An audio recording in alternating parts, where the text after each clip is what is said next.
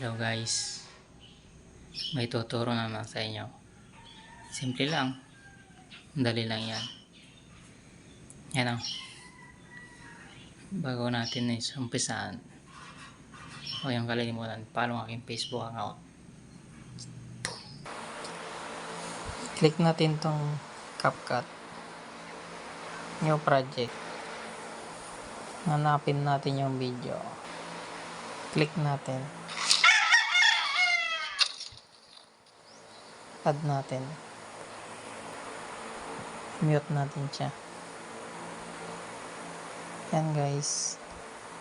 Gawa ka lang ng video dyan.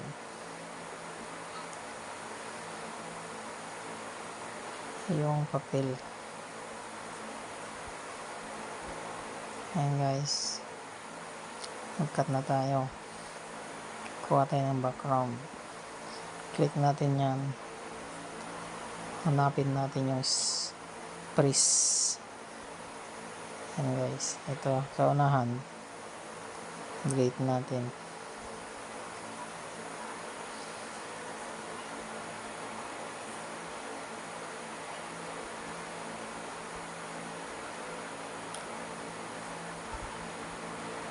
Yan guys. Click natin to.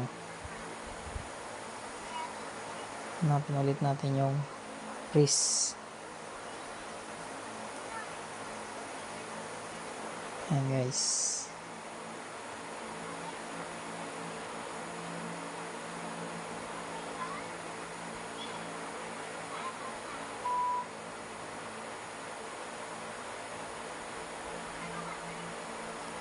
Click natin to. Split natin. Ito. Delete natin.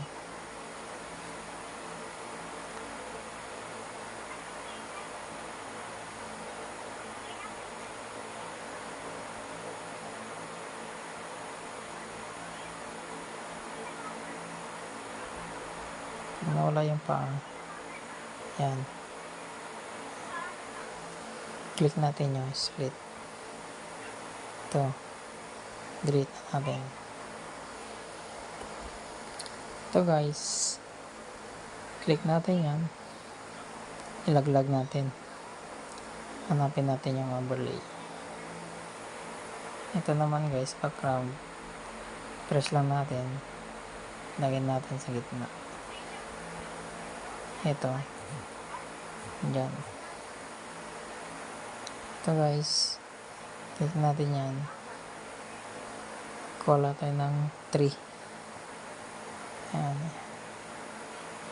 3 lang yun.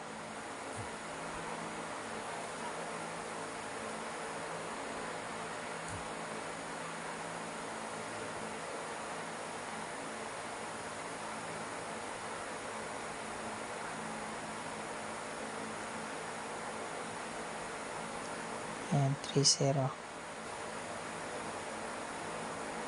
Ito. Ganun din. 3-0.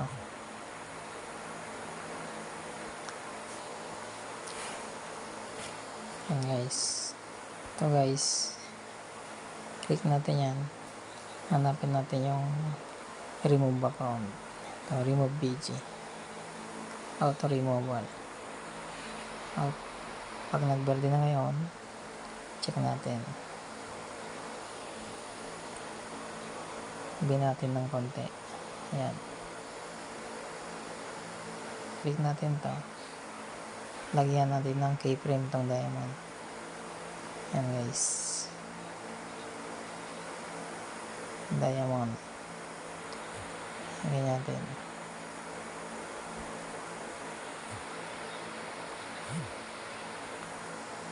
Ayan guys. Balik natin.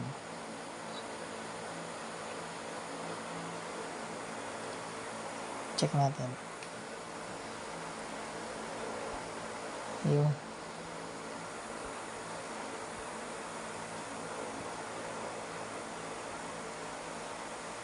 Ayan guys. Okay na yan guys. Ito guys. Click natin yun. Kukuhanin lang natin 5 seconds. Click natin yan. Split. Ito sa unahan. Delete natin. Ito guys. Itong CapCut na yan, click natin yan, delete. Back na natin. Yung aspect ratio nya guys, huwag kalimutan, click natin to, 9:16, check. Thanks for watching and God bless. Export na natin.